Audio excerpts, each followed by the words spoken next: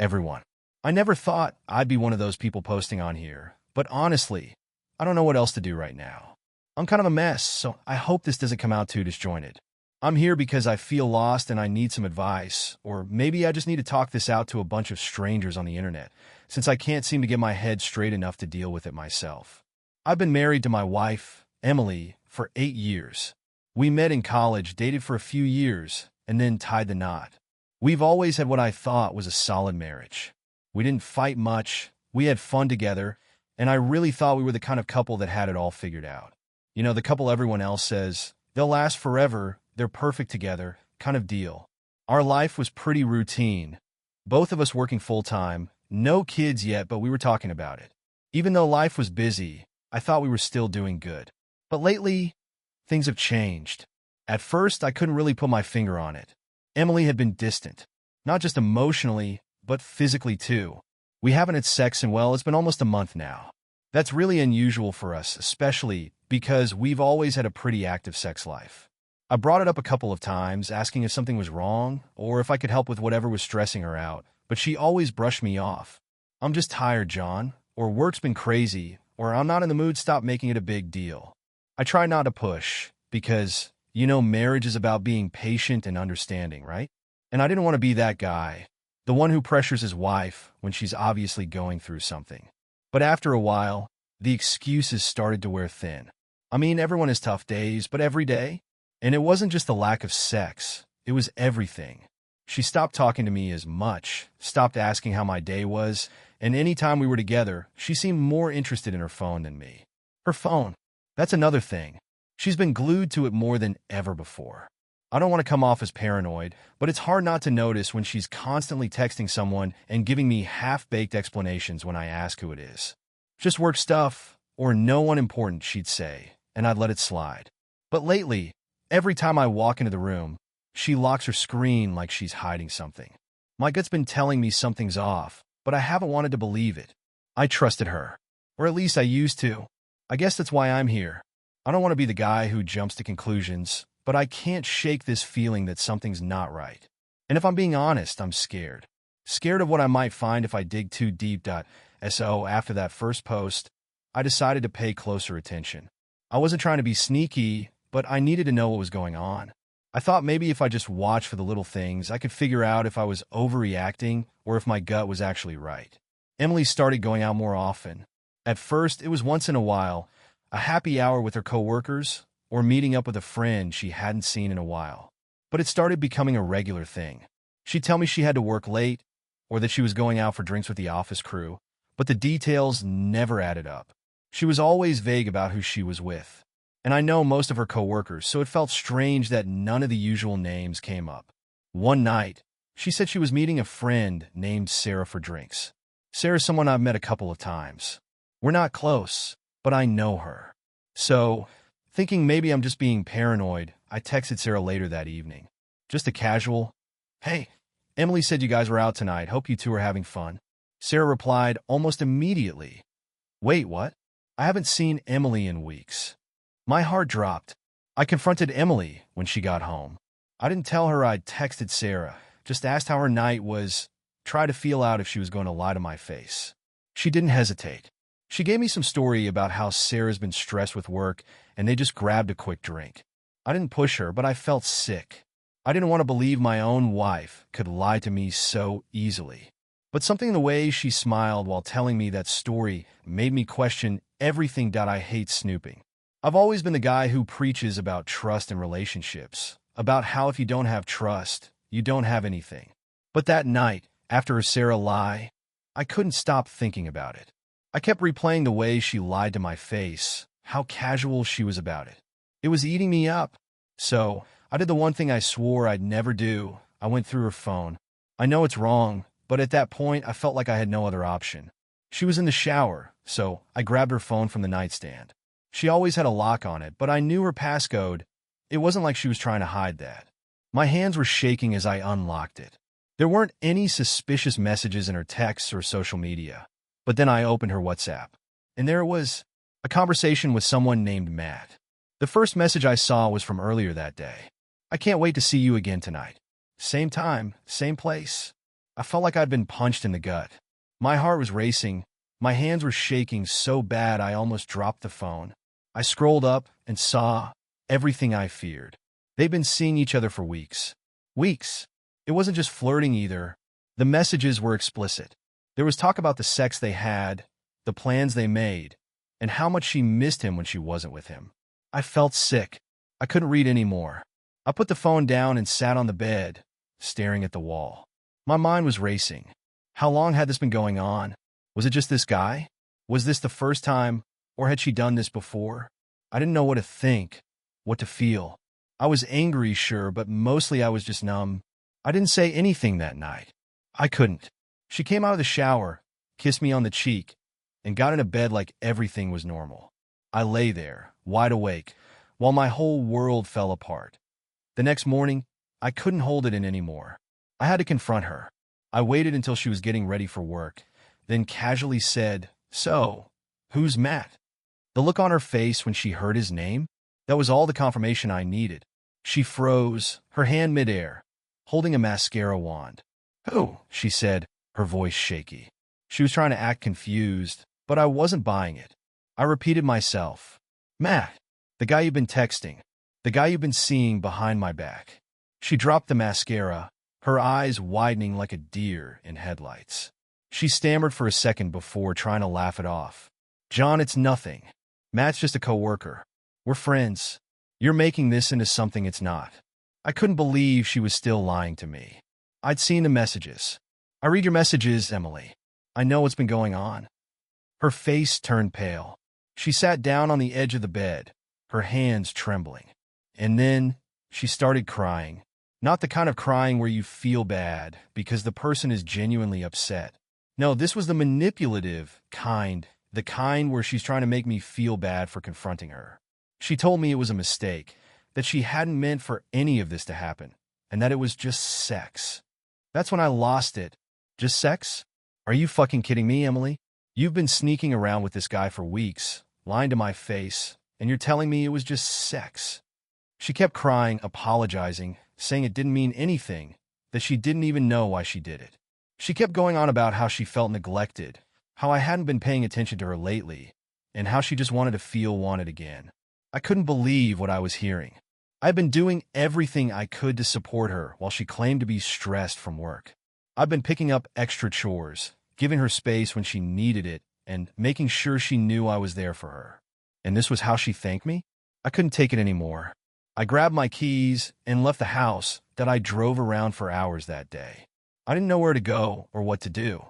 I just needed to get away from her, from the house, from everything. My mind was spinning, replaying everything I'd read on her phone, everything she'd said that morning. How could she do this to me? To us? After a few hours, I ended up in the parking lot of a grocery store, just sitting in my car, staring at nothing. I don't know how long I sat there, but eventually I texted my best friend Dave.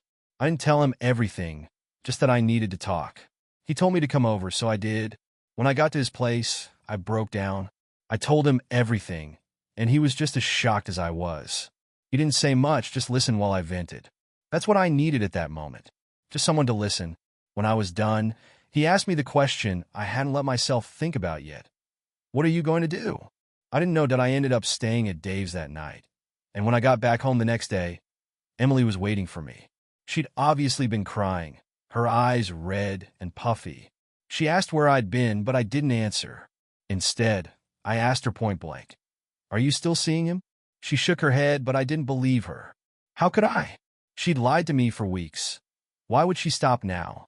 She kept insisting that it was over, that she'd made a mistake, and that she wanted to fix things between us. But I wasn't ready to hear that. I was still too angry, too hurt. I told her I needed time to think, and that I didn't want to talk about it anymore. At least not yet. For the next few days, we barely spoke. She tried to talk to me, but I shut her down every time. I wasn't ready to deal with her yet. I didn't know if I'd ever be ready. That I spent a lot of time alone after that. I'd go to work, come home, and then just sit on the couch, staring at the TV without really watching anything. I couldn't stop thinking about what she'd done, about how easily she'd lied to me. I kept replaying everything in my head, wondering where it had all gone wrong. Had I missed the signs? Was I not good enough for her? Was this somehow my fault? I knew, logically, that it wasn't my fault. But it's hard not to blame yourself when your spouse cheats on you. You start to wonder if you could have done something differently, if you could have prevented it somehow. I didn't know what to do next. Should I try to forgive her? Could I ever trust her again? Or was it time to end things? I didn't have any answers. All I knew was that I felt broken that a few days passed, and I knew we couldn't keep living in this weird, silent limbo forever. I had to talk to her, even though I wasn't sure what I was going to say. It felt like we were living in two different worlds, me trying to piece my life back together, and her acting like a broken record, apologizing and making excuses. When we finally sat down to talk, I braced myself for another round of apologies, but this time it was different. Emily was angry. I didn't expect that.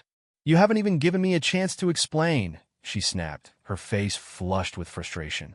"You just stormed out, and now you're punishing me for something that—" I cut her off. "Punishing you? You slept with another man and lied to me for weeks. How am I the bad guy here?" She rolled her eyes, and that pissed me off more than anything. Like I was being unreasonable for being upset. I said I was sorry, John, but I can't fix this if you won't even talk to me. I don't know why, but hearing her try to shift the blame onto me made something inside me snap. I couldn't hold it in any longer.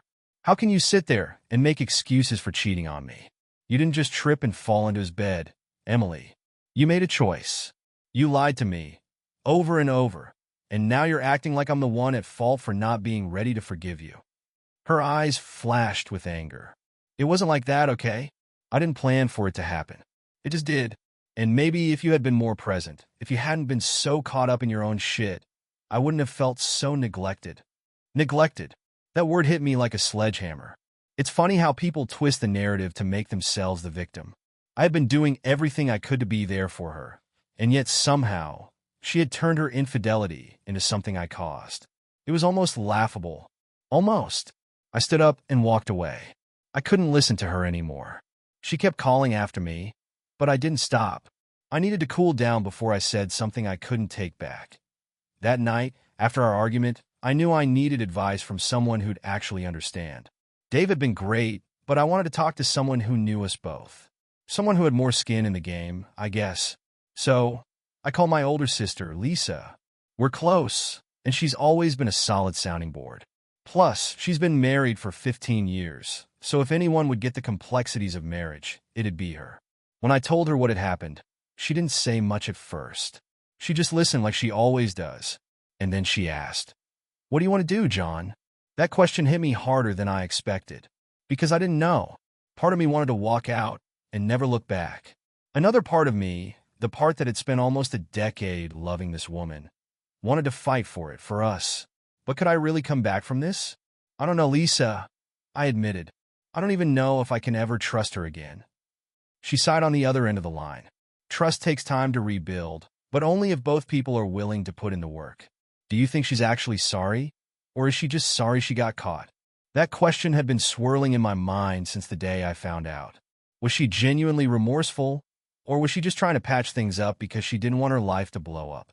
"I don't know," I said, feeling more lost than ever. "I just don't know."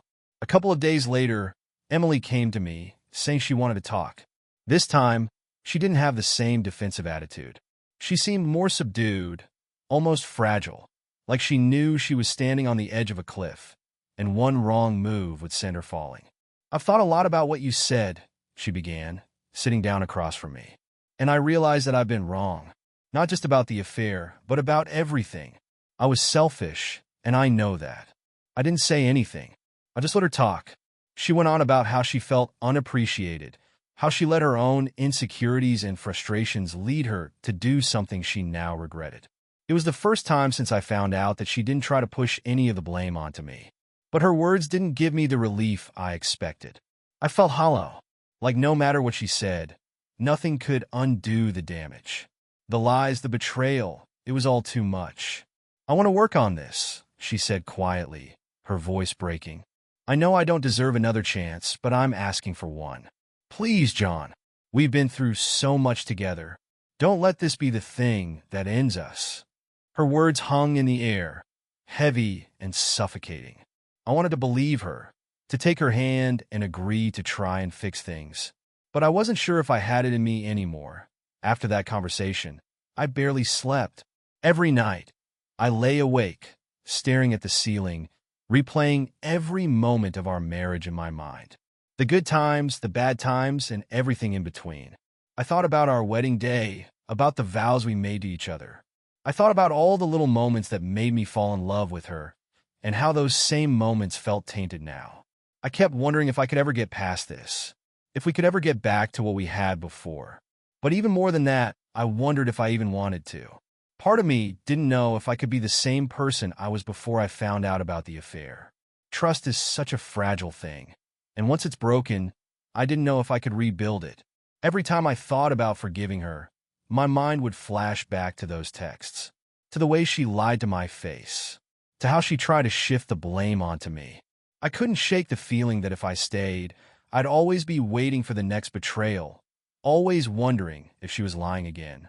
One night, after another sleepless stretch, I realized I couldn't live like this anymore.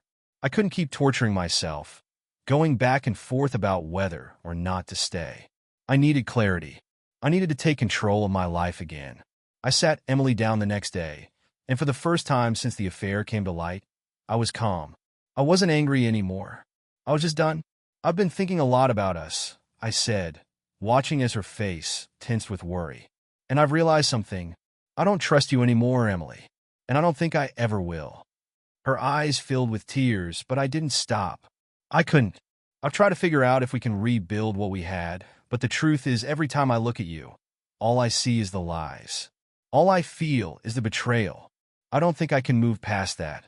She started to speak, but I held up my hand. Please, just let me finish.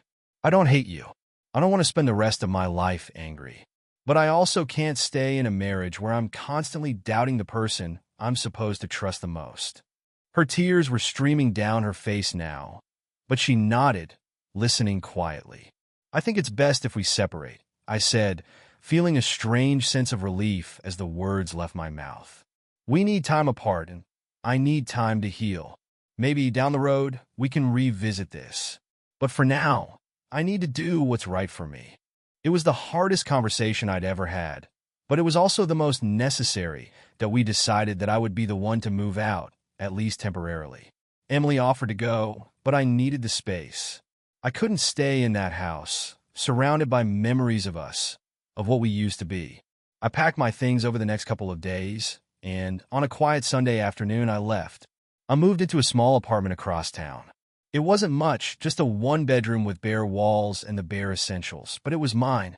For the first time in weeks, I felt a sense of peace. Not happiness, not yet, but peace. I needed to rebuild my life one piece at a time. The first few weeks were rough. I had to adjust to life without her, which was harder than I expected. We'd spent so many years together that everything I did felt strange, like I was missing a limb. But little by little, I started to find myself again. I reconnected with old friends, started going to the gym, and spent more time with Dave. I also started seeing a therapist. It wasn't easy, but I needed help processing everything that had happened. I needed to talk to someone who could help me make sense of my emotions and guide me through the healing process. Emily and I didn't talk much during that time. We texted here and there, mostly about logistics, but other than that, we kept our distance. I needed that space to heal, and I think she did too. It's been a few months now since everything came crashing down, and I'm finally starting to feel like myself again. I've come to terms with what happened, and while I'm still hurt, I'm no longer consumed by it. As for Emily, I don't know what the future holds for us. Maybe we'll find a way to rebuild our marriage, or maybe we'll go our separate ways for good. Only time will tell. But if there's one thing I've learned from all of this, it's that you can't force trust. Once it's broken, it takes time if it can ever be repaired at all. And sometimes, the best thing you can do for yourself is walk away, even when it hurts. For anyone else going through something like this, my advice is simple. Take care of yourself first. Don't rush to forgive. Don't force yourself to stay in something that feels wrong. Healing takes time, but it's worth it. And no matter how dark things seem, there's always a way forward.